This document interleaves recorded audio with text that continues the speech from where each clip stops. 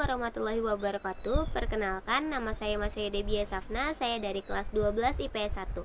Di sini saya akan menjelaskan mengenai materi Perang Dingin dalam pelajaran sejarah peminatan.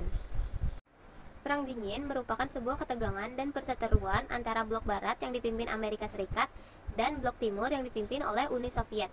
Perang Dingin lebih dikenal dengan perang ideologi dan bukan perang secara fisik. Blok barat cenderung berideologi liberal dan kapitalis, sedangkan blok timur berideologi komunis dan sosialis. Keduanya saling berebut pengaruh terhadap negara lain selama Perang Dingin. Masa Perang Dingin berlangsung pada 12 Maret 1947 sampai dengan 26 Desember 1991. Latar belakang terjadinya Perang Dingin yaitu pada Perang Dunia Kedua, Amerika Serikat dan Uni Soviet merupakan bagian dari blok sekutu untuk melawan blok poros. Di tahun 1945, Amerika Serikat berhasil mengalahkan Jepang dengan menjatuhkan bom atom di Hiroshima dan juga Nagasaki, sehingga Perang Dunia Kedua dimenangkan oleh Amerika Serikat dari negara blok sekutu dan membuatnya menjadi negara adidaya. Namun meski Uni Soviet juga bagian dari blok sekutu, keduanya memiliki hubungan yang bersih tegang karena adanya perbedaan ideologi. Uni Soviet tidak terima dengan perilakuan Amerika Serikat yang menyampingkan negara tersebut dalam komunitas internasional. Kemudian terpecahlah aliansi Amerika Serikat, Inggris, dan Uni Soviet karena permusuhan dan rasa kebencian sudah semakin membesar. Saat sekutu Nazi Jerman dan blok poros kalah, ketiganya membuat perjanjian Potsdam untuk membagi wilayah Jerman pasca kekalahan. Jerman terbagi menjadi dua, yaitu Jerman Barat di bagian kekuasaan Inggris, Prancis, dan Amerika Serikat, sementara Jerman Timur di bawah kekuasaan Uni Soviet. Tak hanya itu, Uni Soviet juga menguasai bekas jajahan Jerman di Eropa Timur dan juga Eropa Tengah dan menyebarkan pengaruh di seluruh wilayah tersebut. Hal ini membuat Amerika Serikat dan Inggris khawatir akan pengaruh komunisme yang akan mengganggu perkembangan mereka di Eropa Barat. Kemudian Amerika Serikat meluncurkan Marshall Plan, rencana program ekonomi untuk membangun kekuatan ekonomi negara Eropa, sementara Uni Soviet itu memiliki Molotov Plan. Faktor pendorong adanya Perang Dingin diantaranya yaitu pertama, adanya perbedaan ideologi di mana Amerika Serikat berideologi liberal kapitalis dan Uni Soviet berideologi komunis sosialis. Kedua, yaitu persaingan kekuasaan antara Amerika Serikat dan juga Uni Soviet yang berlomba-lomba dalam menjadi penguasa dunia. Maka dari itu kedua belah pihak tuh saling bersaing untuk mengembangkan kekuasaannya di berbagai negara. Dan yang ketiga itu persaingan militer dan pertahanan. Walaupun Perang Dingin dikenal dengan perang tanpa melibatkan kekuatan fisik, namun tidak menutup kemungkinan bahwa kedua belah pihak itu saling meningkatkan persenjataan untuk menunjukkan kekuatannya masing-masing. Perkembangan dan berakhirnya Perang Dingin.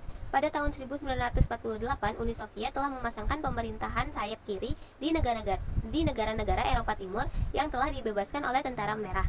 Amerika dan Inggris takut akan dominasi permanen Uni Soviet di Eropa Timur dan ancaman partai komunis yang dipengaruhi oleh Uni Soviet akan berkuasa di negara demokrasi Eropa Barat.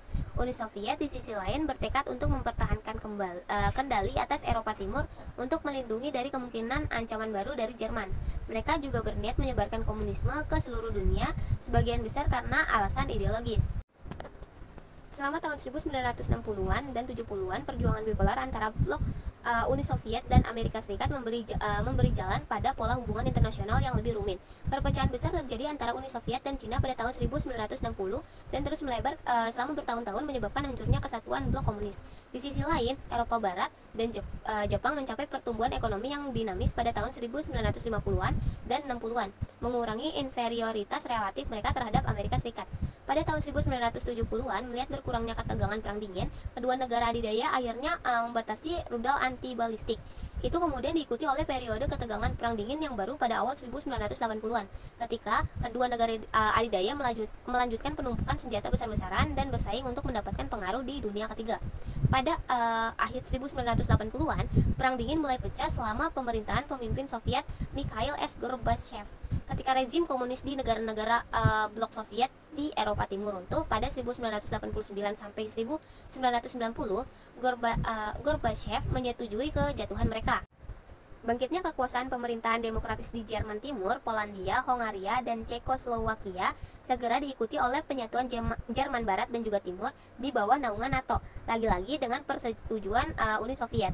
Reformasi internal Gorbachev sementara itu telah melemahkan partai komunisnya sendiri dan membiarkan kekuasaannya beralih ke Rusia dan republik konstituen lainnya di Uni Soviet. Pada akhir 1991, Uni Soviet runtuh dan 15 negara baru akhirnya merdeka. termasuk Rusia dengan pemimpin anti-komunis yang dipilih secara demokratis. Kondisi ini menandai berakhirnya Perang Dingin antara Amerika Serikat dan Uni Soviet. Peran Indonesia dalam Perang Dingin. Pada masa Perang Dingin, Indonesia memilih bersikap netral dengan tidak memihak blok Barat ataupun blok Timur. Peran Indonesia dapat dilihat pada penyelenggaraan Konferensi Asia Afrika pada tahun 1955 di Bandung. Karena Indonesia menjadi penggagas dan juga tuan rumah penyelenggaraan Konferensi Asia Afrika, yang kemudian memprakarsai pendirian Gerakan Non-Blok atau GNB untuk menjaga perdamaian dunia. Dampak Perang Dingin diantaranya sebagai berikut. Pertama, menyebarkan sistem ekonomi liberal dan kapitalis ke seluruh dunia serta diterapkannya negara berkembang di kawasan Afrika, Asia, Eropa Barat, dan Amerika. Sementara itu, sistem ekonomi sosialis komunis diterapkan oleh negara yang beraliansi dengan blok Timur. Kemudian, kedua yaitu kemajuan dalam bidang senjata, dan yang ketiga yaitu meluasnya ilmu pengetahuan dan juga teknologi. Sekian dari saya, maaf apabila terdapat kesalahan kata. Wassalamualaikum warahmatullahi wabarakatuh. Terima kasih.